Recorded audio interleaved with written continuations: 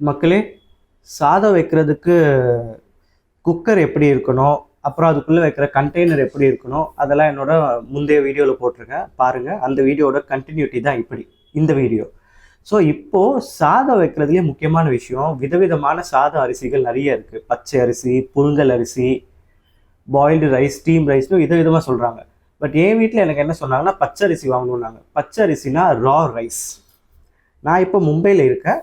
இந்த ஊரில் ரா ரைஸை கோலம் ரைஸ் அப்படி இப்படின்னு சொல்லுவாங்க. ஸோ இப்போ நாம் சாதம் வைக்கிறத பற்றி உங்களுக்கு சொல்கிறேன். அளவு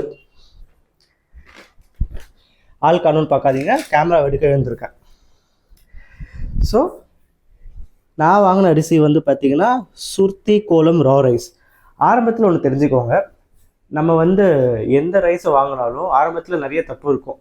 ஸோ எப்படி நம்ம ஒரு பலவிதமான ஜெட்டி பிராண்ட் வாங்கிட்டு கடைசியில் நமக்கு கம்ஃபர்டபுள் ஜெட்டியை யூஸ் பண்ணுறோமோ, அதே மாதிரி பலவிதமான ரைஸ் பிராண்டை ட்ரை பண்ணிவிட்டு அதுக்கப்புறம் உங்களுக்கு பிடிச்ச ரைஸ் பிராண்ட் என்னன்னு உங்களுக்கே தெரிய வரும்.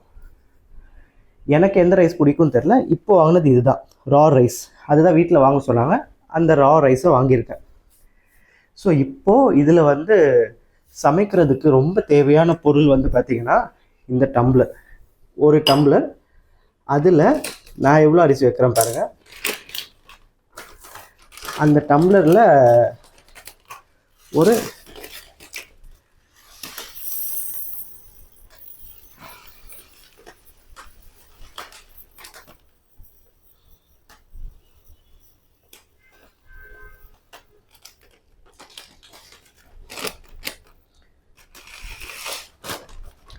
பாருங்கள், உங்களுக்கு புரியணுன்றதுக்காக அப்படியே லைவாக டம்ளரில் அரை டம்ளர் ரைஸ் வச்சுருக்கேன். இந்த ரைஸை நான் என்ன பண்ணுவேன், இந்த 2 தட்டு இருக்கா, ஒரு தட்டில் ரைஸை கொட்டிடுவேன். லைட்டாக ரைஸ் இதில் ஒட்டிகிட்ருக்கோம். அதை தட்டுனா வந்துடும். இருங்க, கேமராவுக்கு வச்சுட்டு தட்டுறேன்.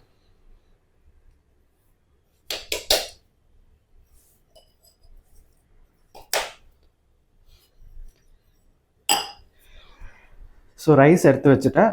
அடுத்தது மூங் தால்னு ஒன்று இருக்குது பாருங்கள்.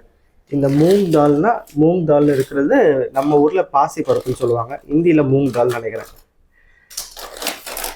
ஸோ அதை டம்ளரில் பருப்பெல்லாம் பொதுவாக கொஞ்சோண்டு எடுத்துக்கணும். பாருங்கள், சும்மா தம் தூண்டு பருப்பை தம் தூண்டு எடுத்துட்டேன். ரொம்ப கம்மி அளவு, எப்படி சொல்கிறதுன்னு தெரியல. பாருங்கள், டம்ளரில் அடிபாகத்தில் இருக்குது. அதை இந்த இதில் வச்சுக்கிட்டேன். பாருங்கள், இதில் லைட்டாக ஒட்டிகிட்ருக்கு. கேமராவுக்கு வச்சு தட்டினா சரியாயிடும். நான் தட்டுறதெல்லாம் பார்க்க உங்களுக்கு காண்டாக இருந்துச்சுன்னா நீங்கள் அதை ஃபாஸ்ட் ஃபார்வர்ட் பண்ணிக்கோங்க. பட் முழு வீடியோவும் காமிக்கிறதுக்கு தான் நான் எல்லாத்தையும் போடுறேன். ஸோ இப்போ தேவையான சாதம் இருக்குது, தேவையான பருப்பு இருக்குது.